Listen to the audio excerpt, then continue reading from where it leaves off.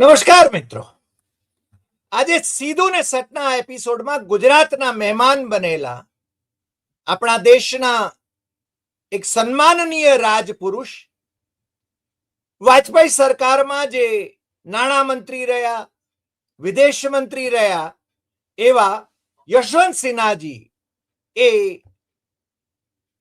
અમદાવાદ પધાર્યા. અને અમદાવાદમાં આમ તો શંકરસિંહ વાઘેલા, જે આપણા પૂર્વ મુખ્યમંત્રી, પૂર્વ કેન્દ્રીય મંત્રી અને આરએસએસ ભારતીય જનતા પાર્ટીના ગોત્રના અને પછી કોંગ્રેસમાં આંટો મારીને હવે પ્રજા જનશક્તિ પાર્ટી, એ દર વખતે નવી નવી પાર્ટી કહે છે એટલે નામ કદાચ ભૂલાઈ પણ જાય છે, એના એ માર્ગદર્શક અને પ્રણેતા છે.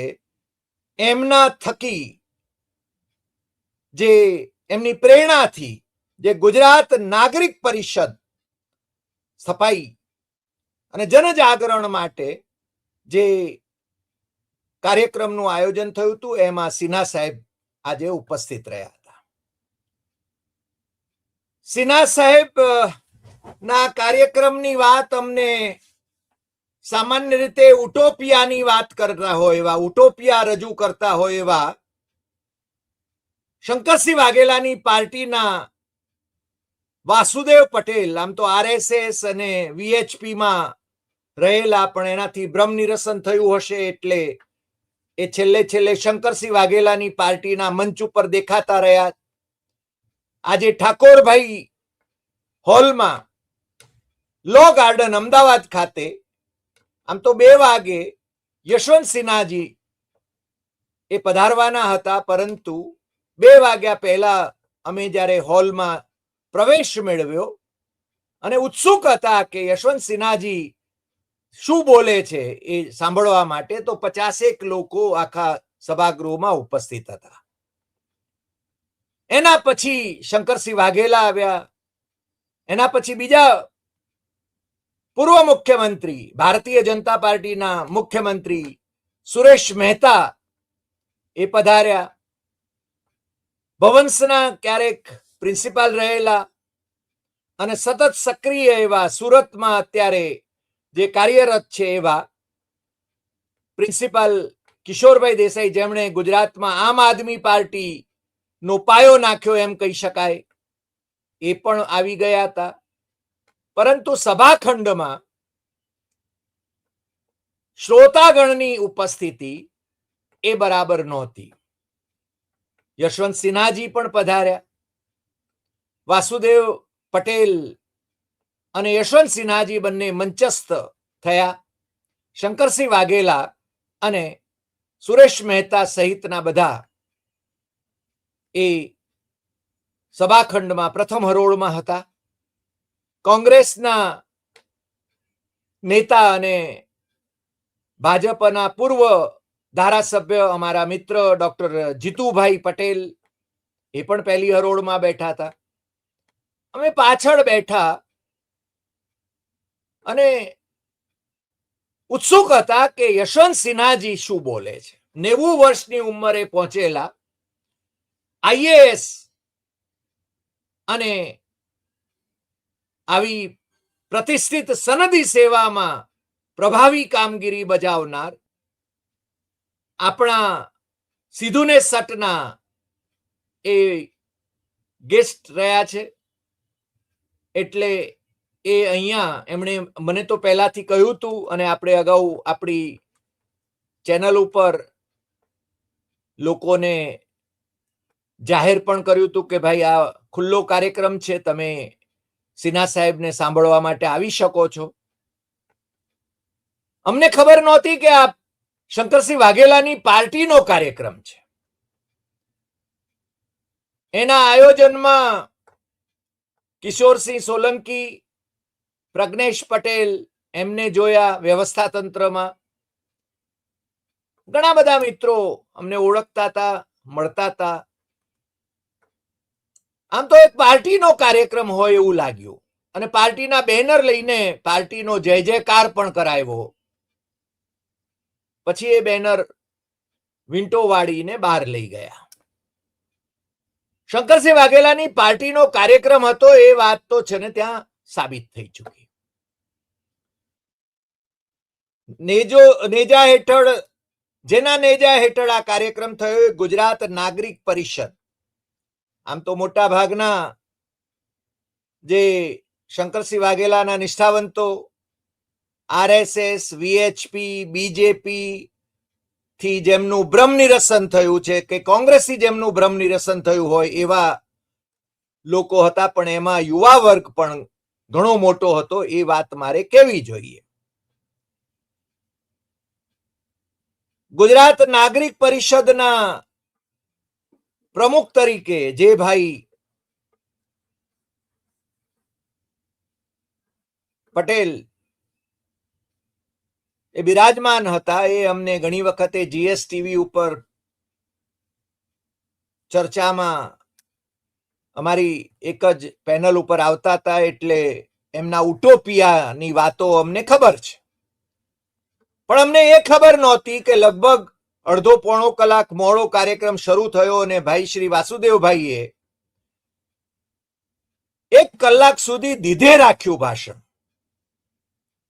મને લાગે છે કે એમને સૂચના હોવી જોઈએ કે ભાઈ જરા સમયની મર્યાદા રાખીને, એક તો પહેલા તમે કાર્યક્રમ મોડો જાહેર કરો છો, શરૂ કરો છો, સભાખંડમાં મહાનુભાવો બેઠા છે અને છતાં તમે કોઈ સંતની વાત કરો છો, ક્રાંતિકારી સંતની એ વાત કરે છે અને પાછા હિન્દુ રાષ્ટ્રની વાત ઉપર આવી ગયા. જે ગોત્રમાંથી એ આવે છે એની કલ્પના એ તો હિન્દુ રાષ્ટ્ર કરવાની છે, એ તો આપણને ખબર પડે. પણ યશવંત સિન્હાજી બિચારા જલાઈ ગયા હતા. એમણે સાંભળ્યા વિના છૂટકો નહોતો. એમના ભાષણમાં એમણે વાસુદેવભાઈની વાતને જરા એક વાક્યમાં બિરદાવી, વધુ કહ્યું નહીં. યજમાન હતા એટલે એમણે વિવેક કર્યો. પણ વાસુદેવભાઈને સમયની મર્યાદામાં, ધારો કે 5 કે 10 મિનિટમાં એમણે છે ને બોલવું જોઈએ, એને બદલે 1 કલાક સુધી એમણે ધીબેડે રાખ્યું. અને મારા સહિતના ઘણા બધા બહાર જઈને નાસ્તો કરીને પાછા આવ્યા ત્યારે પણ છે ને વાસુદેવભાઈ દીધે રાખતા હતા. બધાને સાંભળવા હતા યશવંત સિન્હાજીને. અને આપણા દર્શકો એ પણ આતુર હતા કે અમે યશવંત સિન્હાજી શું બોલે છે એ એમને સંભળાવીએ. અમે એની વિડીયોગ્રાફી તો ન કરી. પ્રજ્ઞેશને કહેલું અમે કે અમે તો લાઈવ કરવા માંગીએ છીએ, પરંતુ એમણે એને લાઈવ ન કર્યું. આમ તો પ્રજ્ઞેશ છે ને એ નરેન્દ્ર મોદીના પણ સોશિયલ મીડિયાના ચાર્જમાં રહ્યા છે. અત્યારે બાપુના સોશિયલ મીડિયાના ચાર્જમાં છે અને પાર્ટીની અંદર પણ મહત્વનું સ્થાન ધરાવે છે. ટેકનોસાવી છે. એણે આનું લાઈવ કરવું જોઈએ. સાથે સાથે આ કાર્યક્રમ એ માત્ર એક પાર્ટીનો કાર્યક્રમ બનીને રહે એવું નહીં, પરંતુ તમામ વિપક્ષો સંયુક્તપણે અહીંયા ઉપસ્થિત રહે અને બુદ્ધિજીવીઓ પણ ઉપસ્થિત રહે એવી અપેક્ષા છે. જો બુદ્ધિજીવીઓ ને ડર ન લાગતો હોય તો. પણ અહીંયા જે હોલ ભરાઈ ગયો હતો, પણ એ મને લાગે છે શંકરસિંહ વાઘેલાના પ્રેમને કારણે છેક ડીસાથી, વાવથરાથી, સુરતથી, સૌરાષ્ટ્રથી કાર્યકર્તાઓ આવ્યા હતા. મને લાગે છે પ્રવીણસિંહજી જાડેજા પણ હતા. પણ યશવંત સિન્હાજી શું કહે છે એ વધારે મહત્વનું હતું. વાસુદેવ પટેલે જે ભાષણ કર્યું, જે કોઈ ક્રાંતિકારી સંતની વાતો કરી, હિન્દુ રાષ્ટ્ર આ એકમાત્ર બચ્યું છે, ક્યાં જશે બધા, એની ચિંતા કરી એમણે. મને લાગે છે દિશાવિહીન અવસ્થામાં વાસુદેવ પટેલ હોય એવું લાગ્યું. અને આમે અમે કહીએ છીએ કે હંમેશા ઉટોપિયામાં જીવે છે અને પોતાને કદાચ ગાંધીજીની સાથે સરખાવતા હોય એવું પણ બની શકે. ભણેલા ગણેલા છે પણ બંધારણ ની વાત થી જરા જુદી વાતો એ કરે છે અને હંમેશા એમ કહે છે કે રાજકીય પક્ષો શાને માટે હોવા જોઈએ, લોકોના પ્રતિનિધિઓ એ ઉમેદવાર તરીકે મુકાવા જોઈએ. તો ભાઈ તમે શું કામ પક્ષમાં છો, તમે શું કામ સંસ્થામાં છો? અને પાછી એ સંસ્થાનું નામ એવું કર્યું કે જે આપણે ત્યાં એક ગુજરાત લોક સમિતિ હતી જનજાગરણ માટેની.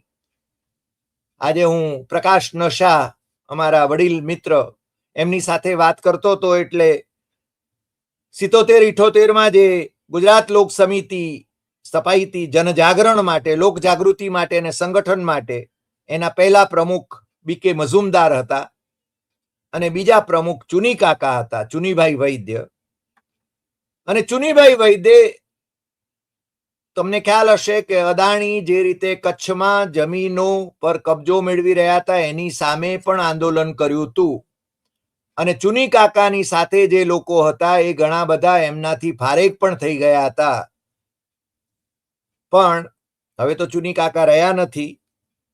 એટલે આ ગુજરાત લોક સમિતિના પર્યાય રૂપ શંકરસિંહ વાઘેલાની પાર્ટીના નેજા હેઠળ અથવા તો એને એક જુદી પાંખ તરીકે, જેમ સંઘ પરિવારના ઘણા બધા સંગઠનો છે 500 જેટલા, એમ શંકરસિંહ વાઘેલાનું એક વધારે સંગઠન ગુજરાત નાગરિક પરિષદ એ છે ને એના નેજા હેઠળ યશવંત સિન્હાજીનું ભાષણ થયું. અદ્ભુત ભાષણ એમણે કર્યું. મને લાગે છે વાસુદેવભાઈનું જે કંટાળાજનક પ્રેઝન્ટેશન હતું, લોકો બોર થતા હતા. આમ તો ખરેખર એમને કોણ ચિઠ્ઠી મોકલે કે ભાઈ હવે બંધ કરો?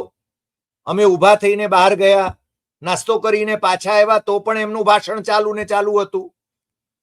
અમે પ્રજ્ઞેશને અને કિશોરસિંહ સોલંકીને કહ્યું પણ ખરું કે ભાઈ એમને જરા કહેજો કે જરા સંયમમાં બોલે, કારણ કે આટલું લાંબુ બોલે તો લોકો જે દૂર દૂરથી આવ્યા હોય એ એમને સાંભળવા માટે નહોતા આવ્યા. એ જેમને સાંભળવા આવ્યા હતા એ યશવંતસિંહના સ્ટાર અટ્રેક્શન હતા. અને યશવંત સિન્હાએ શું કહ્યું? યશવંત સિન્હાએ મુદ્દાસર વાત કરી, કોઈ ફિલોસોફિકલ વાત ન કરી. આઈએએસ રહેલા યશવંત સિન્હા ભારતીય જનતા પાર્ટીમાં જોડાયા પછી વાજપેયીજીની સરકારમાં મહત્વના હોદ્દે રહ્યા. એ માત્ર પોલિટિશિયન નહીં પણ એ રાજપુરુષ છે એવું હું હંમેશા આપણી ચેનલ ઉપર જ્યારે એ વાત કરતા હોય છે ત્યારે હું કહું છું. એવા યશવંત સિન્હા ને સાંભળીને દિલ બાગ બાગ હો ગયા. અને મને લાગે છે કે તમને પણ એમને સાંભળવામાં રસ હશે. મારી પાસે ઓડિયો છે એટલે મારે તમને એ ઓડિયો સંભળાવવો જોઈએ એવું મને લાગે છે. ઓડિયોનો અવાજ તમારા સુધી બરાબર પહોંચશે એવી મને અપેક્ષા છે. તો યશવંતજીને સાંભળીએ.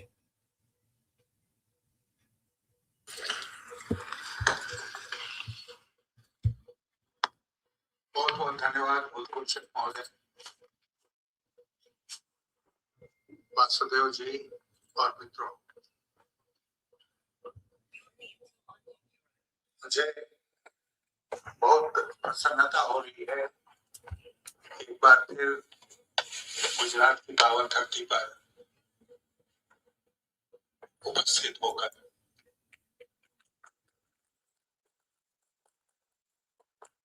मुझे जब कभी कहीं से भी गुजरात से बुलावा आता है मैं अवश्य आता हूं, क्योंकि ये धरती एक ऊर्जा देती है, ये धरती एक प्रेरणा देती है जो शायद अन्यत्र उपलब्ध नहीं है।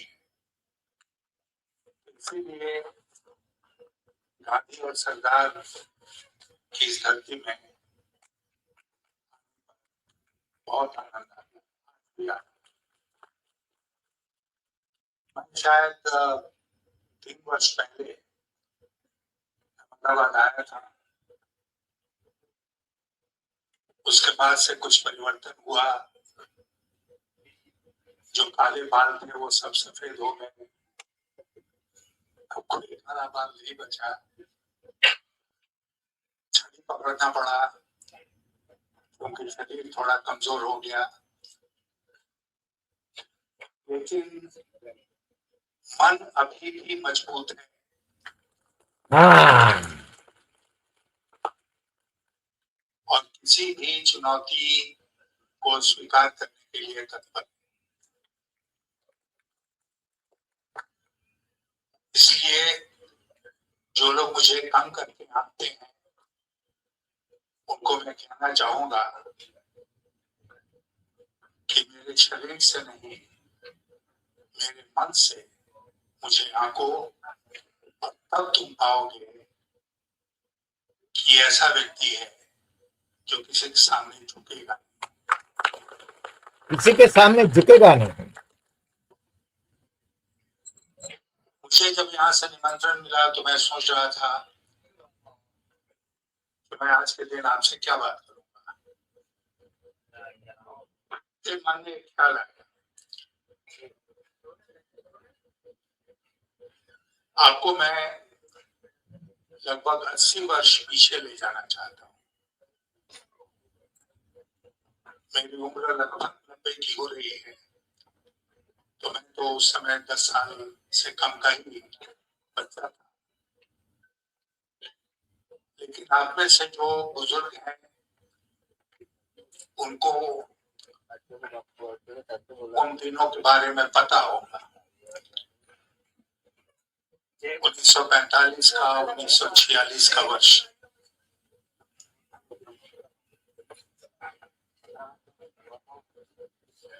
द्वितीय महायुद्ध खत्म हुआ था 45 में। अंग्रेजों का शासन जो था वो देश में डावाडोल था, आजादी का आंदोलन चरम सीमा पर था और देश आजाद होने के कगार पर था। लेकिन जहां ये उम्मीद बांधने वाली चीजें थी, वहीं दूसरी ओर आप जानते हैं कि इस देश में भयानक दंगे हुए, हिंदू मुसलमान के दंगे हुए।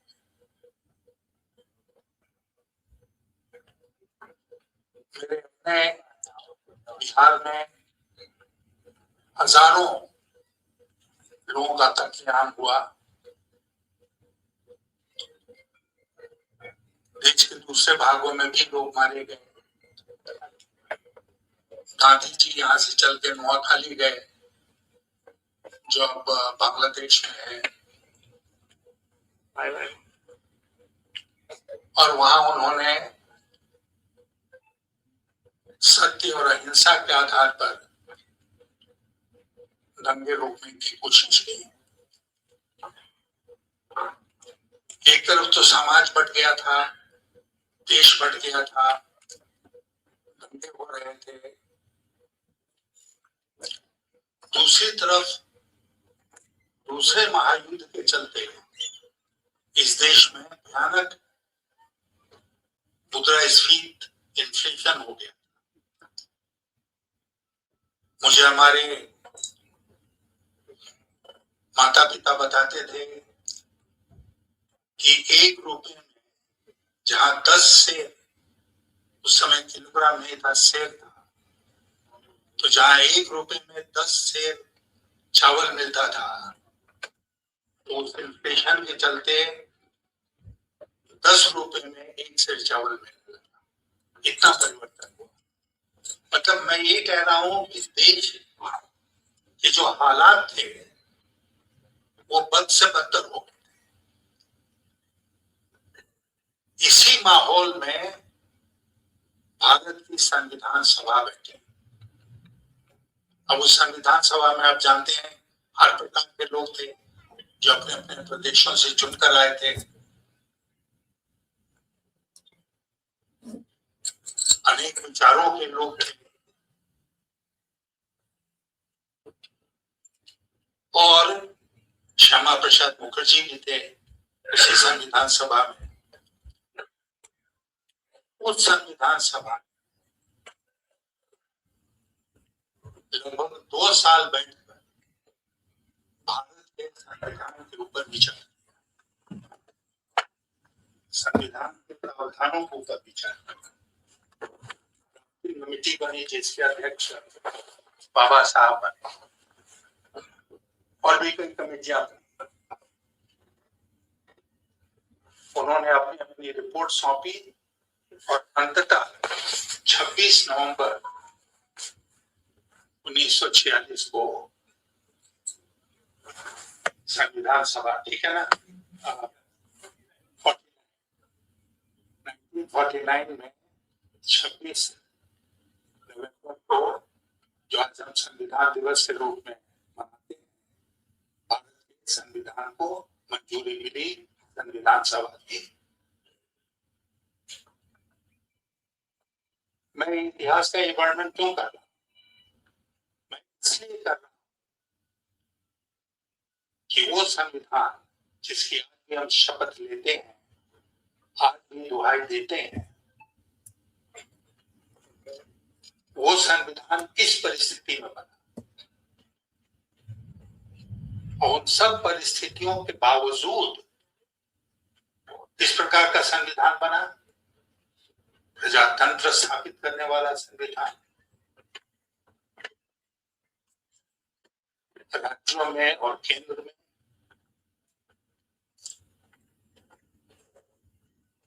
एक जो मौलिक अधिकार उनको सेफगार्ड करने वाला संविधान, एक धर्मनिरपेक्ष या सेकुलर संविधान, उस प्रकार का संविधान उस परिस्थिति में जब देश में दंगे हो रहे थे, तब भारत देश ने स्वीकार किया कि हम जो संविधान बनाएंगे वो डेमोक्रेटिक, लिबरल, सेक्युलर संविधान होगा। ये दूसरी बात है कि प्रियम्बल में सेक्युलर शब्द 1976 में जुड़ा जब देश में इमरजेंसी लगी हुई थी, लेकिन कोर्ट्स ने उसको सही माना। तो उस परिस्थिति में हमने एक लिबरल डेमोक्रेटिक संविधान बनाया और आज हम जब बैठकर आपस में बात कर रहे हैं तो शायद हमें से हर व्यक्ति को लगता है कि वो लिबरल डेमोक्रेटिक संविधान खतरे में, और खास करके जो सेक्युलर पार्ट उसका है वो खतरे में।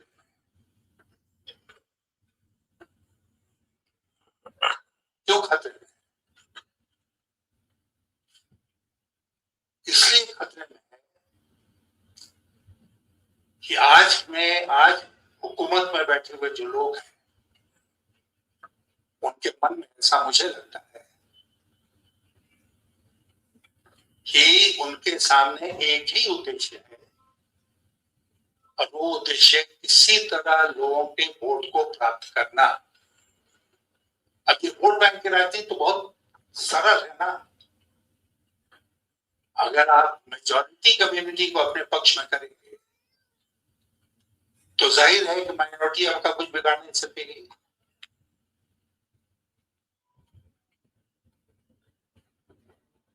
तो ये वोट बैंक की पॉलिटिक्स हुई। अभी हाल में मुझे नहीं पता आप में कितने लोग उद्वेलित हुए जब यूनिवर्सिटी ग्रांट्स कमीशन ने एक नया नियम लागू किया। वो नया नियम जो है वो भी समाज को बांटने वाला नियम है और पिछड़ों में बांटने वाला नियम। तो बिल्कुल स्पष्ट है वोट बैंक की पॉलिटिक्स में पिछड़े ज्यादा है, अगड़े कम है। पिछड़े खुश होंगे तो हमको ज्यादा वोट मिलेगा, अगड़े व्यवहार में कोई फर्क नहीं पड़ता। ये जो एक खतरनाक वोट बैंक की पॉलिटिक्स हमारे देश में शुरू हुई है, उन लोगों के द्वारा जो सतत सत्ता में बने रहना चाहते हैं। अभी हमारे देश के प्रधानमंत्री जी, ईश्वर उनको बहुत दिनों तक 150 वर्षों तक जिंदा रखे या उससे भी ज्यादा, लेकिन उन्होंने कहा ना कि 75 हुआ हूं, 25 अभी बाकी है।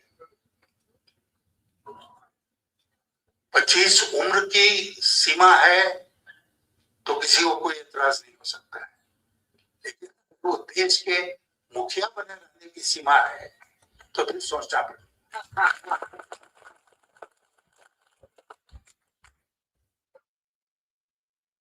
ये जो एक हवस है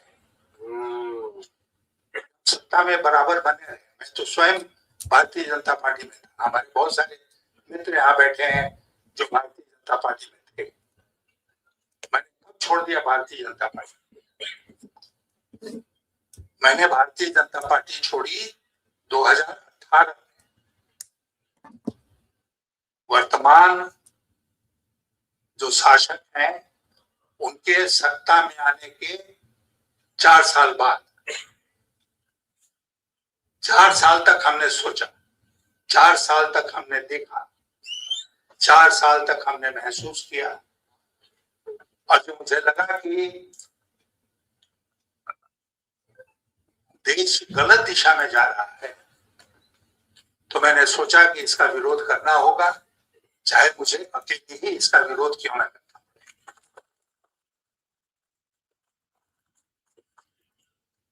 अब आज के दिन मेरे मन में कोई ख्वाहिश नहीं बची है, कोई ये मन में बात नहीं आती कि मैं ये बन जाऊं, उस पद पर बैठ जाऊं। वो सब मैंने पीछे छोड़ दिया। बहुत खेल देखा जब IAS अफसर था, उसके बाद जब राजनीति में आया, अब उससे मन भर गया, मुझे कुछ नहीं चाहिए। अब मैं जोर देकर आपके सामने इस बात को कहना चाहता हूं कि मुझे कुछ नहीं चाहिए। मेरी अगर ताकत आज के दिन है तो ये है कि मुझे कुछ नहीं चाहिए, लेकिन देश की चिंता मैं करता, और वही देश की चिंता है जो हमारे मित्रों ने जब यहाँ से निमंत्रण भेजा तो वही देश की चिंता मुझे यहाँ खींच के ले आई कि मैं कुछ लोगों के सामने तो अपनी बात रख सकूं। और आपसे निवेदन करने आया कि आप भी चिंता कीजिए। मुझे वासुदेव भाई की बात को सुनकर बहुत ऊर्जा मिली है, बहुत प्रोत्साहन मिला है, क्योंकि सही सोच है। नागरिकों को आगे आना पड़ेगा, और जब प्रदेशों के पूरे देश के नागरिक आगे आएंगे तभी इस गलत दिशा को हम सही दिशा दे सकते हैं।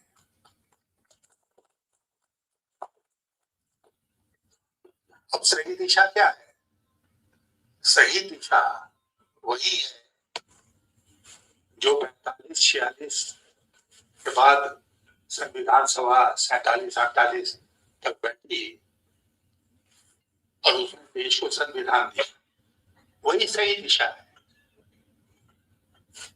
उन सारी बातों की परिकल्पना उन्होंने कर ली थी और उसके लिए प्रावधान किया, और इसीलिए शायद भारत का संविधान लिखित संविधानों में दुनिया का सबसे बड़ा संविधान बना। लेकिन संविधान को माथे से तो लोग लगाते हैं, उसका अनुपालन नहीं करते। पार्लियामेंट की सीढ़ियों पर चढ़ते वक्त उसको प्रणाम तो करते हैं, लेकिन वो पार्लियामेंट तक बची नहीं। वो पार्लियामेंट चली गई एक दूसरे बिल्डिंग में,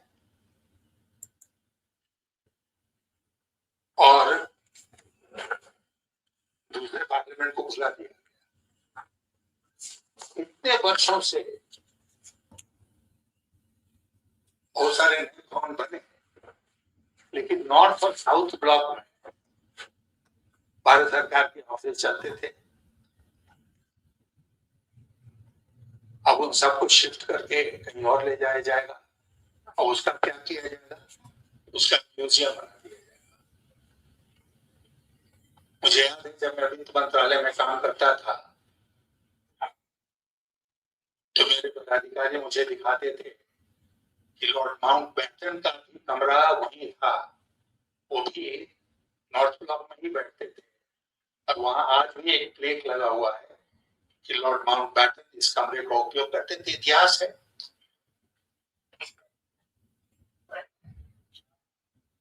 अब इन्होंने क्या किया? इन्होंने कहा कि मुगलों का शासन कभी था ही नहीं इंडिया में।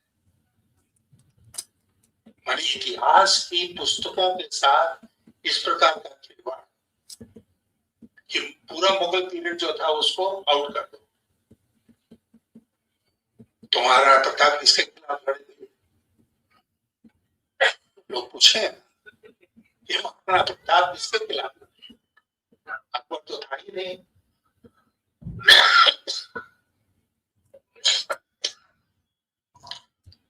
इस प्रकार का खेल हो रहा है। इस देश का जो भविष्य है उसको गर्त में डालने का प्रयास हो रहा है।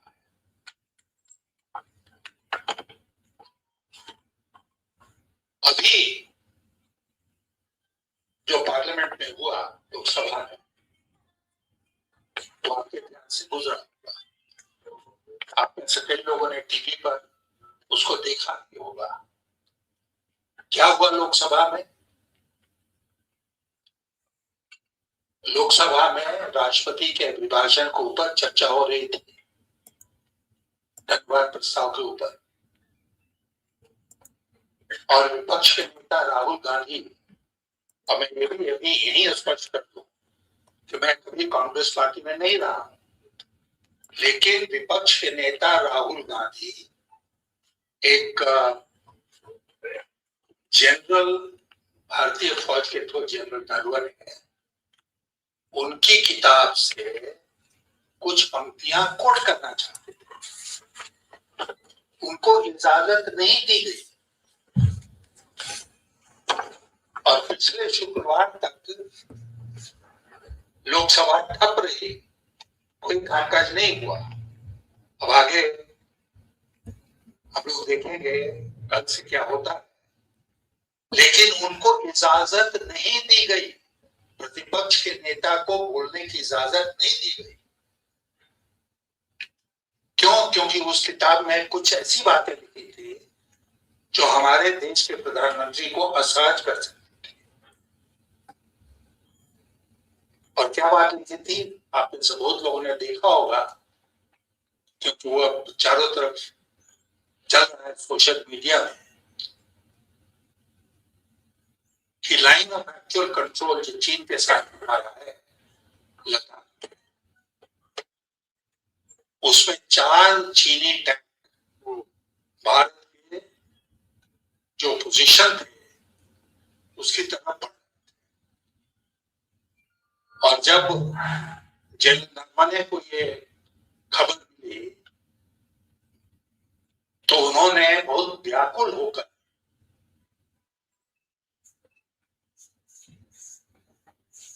अपने चीफ ऑफ डिफेंस स्टाफ जो होते हैं उनसे पूछा कि हम क्या करें। रक्षा मंत्री से पूछा हम क्या करें। नेशनल सिक्योरिटी एडवाइजर से पूछा हम क्या करें। और फिर प्रधानमंत्री से पूछा हम क्या करें। आप अगर उस कुर्सी पर बैठे होते कोई आदमी से, तो क्या कहते हैं? मुकाबला करो, जो तुम्हारे पास साधन है उसका उपयोग करो और चीनी टैंकों को रोको, उनको बढ़ने मत दो। हमारी भूमि पर उनका कब्जा नहीं होना चाहिए, ये आदेश जाता। लेकिन आदेश क्या मिला? आदेश मिला जो उचित समझते हो वो कर। अपनी जिम्मेदारी से, और वो भी कब, जबकि इंडिया में हाईएस्ट लेवल से ये आदेश था कि चीनी सेना के ऊपर भारतीय सेना फायर नहीं करेगी, गोलीबारी का उपयोग नहीं करेगी जब तक कि उसको दिल्ली में बैठे हाईएस्ट लेवल से इसका आदेश नहीं मिलता है। तो उचित समझो जो करो, मतलब जाके साथ उसके साथ कुश्ती लड़ो, टैंक से जाकर कुश्ती लड़ो और उसको रोको। फायर तो कर नहीं सकते हो क्योंकि आदेश नहीं है। और जनरल ने जो भारतीय फौज के सबसे बड़े पदाधिकारी थे, उन्होंने क्या कहा? उन्होंने कहा कि I am left holding the hot potato, कोई हमसे हमारी मदद को नहीं है। ये बात राहुल गांधी लोकसभा में उठाना चाहते थे, उनको इजाजत नहीं मिली। उससे भी भयंकर बात, और वो भयंकर बात ये हुई कि लोकसभा के अध्यक्ष ने प्रधानमंत्री जी को यह संदेश भिजवाया कि आपकी जान को खतरा है, इसलिए आप सदन में मत आइए। लोकसभा में जान का खतरा किसको है? देश के प्रधानमंत्री को है। मैं भी उस सदन में था बहुत सालों तक, और कभी कभी ऐसा दृश्य होता था कि विपक्ष के जो लोग हैं वो आक्रामक होकर सत्ता पक्ष की तरफ आते थे, और आप अगर सत्ता पक्ष में थे, जैसे मैं था, तो हम आगे बढ़ती उस व्यक्ति को, चाहे वो प्रधानमंत्री हो चाहे होम मिनिस्टर हो, उनको हम लोग एक रक्षा कवच बनकर सामने खड़े हो जाते थे, कभी उन तक नहीं पहुंचते थे, फिर हाउस एडजर्न हो जाते थे। यहां पर ये कहा गया कि उनकी जान को खतरा था, और किससे खतरा था? पुरुष सांसदों से नहीं, महिला सांसदों से।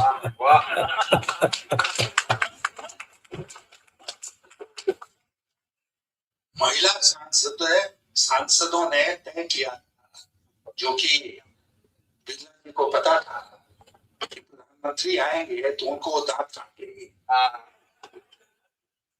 इसलिए उन्होंने मना कर दिया प्रधानमंत्री जी लोकसभा में आएंगे। अब देखते हैं कि किसी दिन वो जाते हैं कि नहीं। लोकसभा में भी काफी समय बजट सेशन का बाकी है। तो ये हमारे संविधान के साथ, ये हमारे लोकशाही के साथ, ये हमारी लोकसभा के साथ हो रहा है। मैं भारतीय जनता पार्टी की बात कर रहा था आपसे। यहाँ बहुत जानकार लोग बैठे हैं। भारतीय जनता पार्टी की राष्ट्रीय कार्य समिति की बैठक पिछली बार कब हुई थी?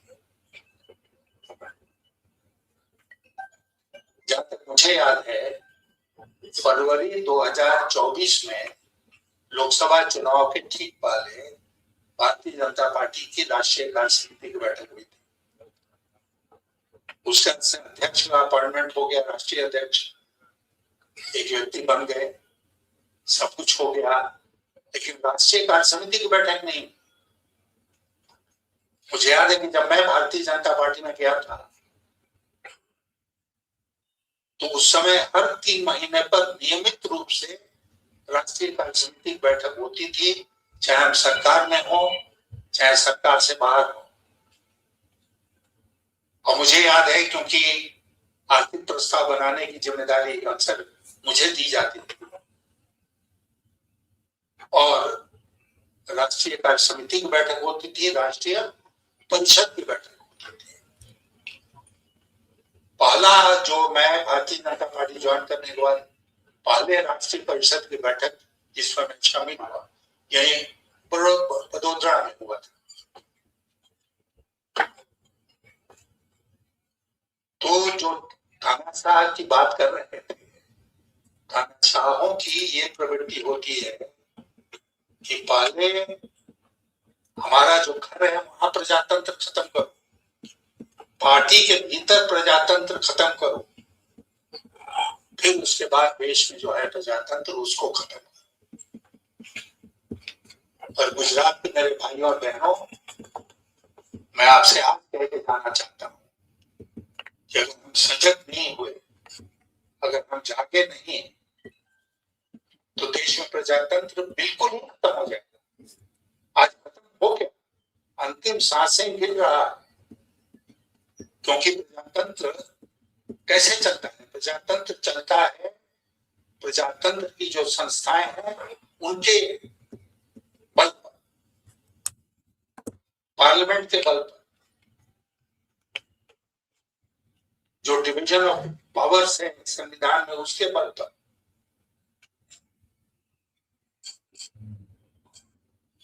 जो जनता है उसकी जागरूकता के बल पर। अंग्रेजी में एक कहावत है ना,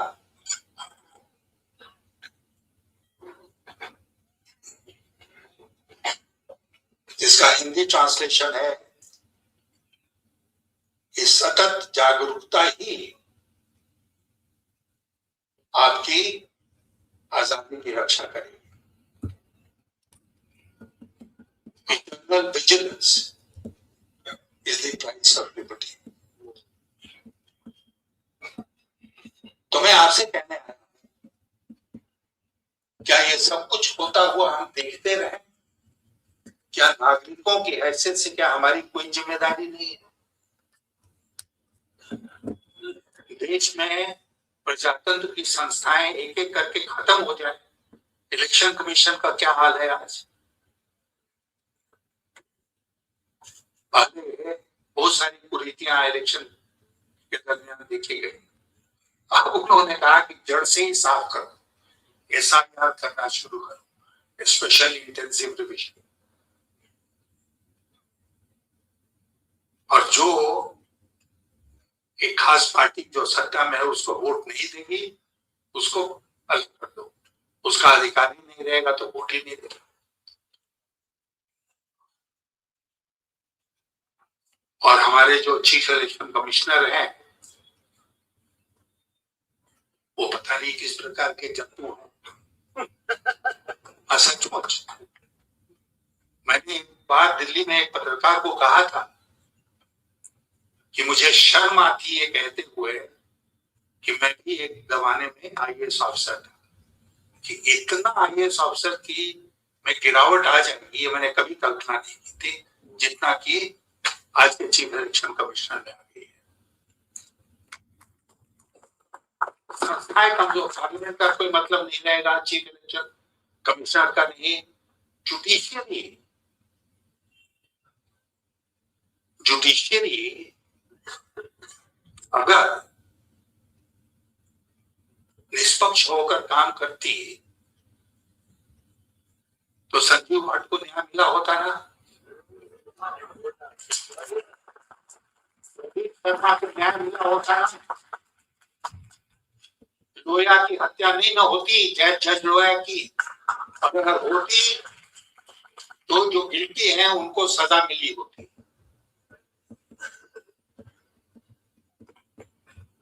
राहुल गांधी को 2 साल की सजा यहाँ नहीं मिली होती है।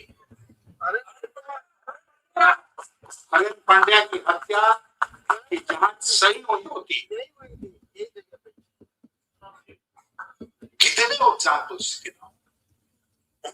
आपके इस गुजरात में ही लगातार न्याय की हत्या हो रही है रोज, और कोई देखने वाला कोई सुनने वाला नहीं है। आज मैं आपसे अपील कर रहा हूं कि खड़े होइए, लड़िए, मन से डर को निकाल दीजिए। अगर खड़े हो जाए तो कोई आपका कुछ नहीं बिगाड़ सकता,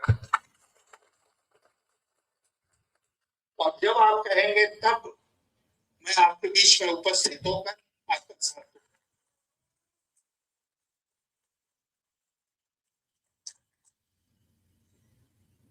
लेकिन आतंकवादियों को सिर्फ तानाशाही की बात नहीं रही, आतंकियों को सबक सिखाना जरूरी है। Let's make a beginning from the pious land of Gujarat.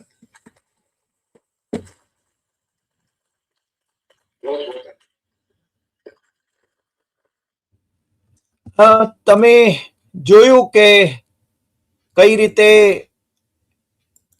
Yashwant સિન્હાજી એમના ભાષણમાં મુદ્દાસર એમણે વાત કરી અને ઓડિયન્સે પણ એને કેવી રીતે ઝીલ્યું. મને લાગે છે કે જનતાએ એમની વાતને ઝીલી લેવાની જરૂર છે અને એ કહે છે કે માત્ર તાનાશાહોને સામે જ લડવાનું નથી, આતતાઈઓની સામે લડવાનું છે અને ગુજરાત એમાં પહેલ કરે, માત્ર વાતોના વડા ન કરે. આજે આટલી વાત. ફરી મળીશું નવા એપિસોડમાં નવા વિષય સાથે.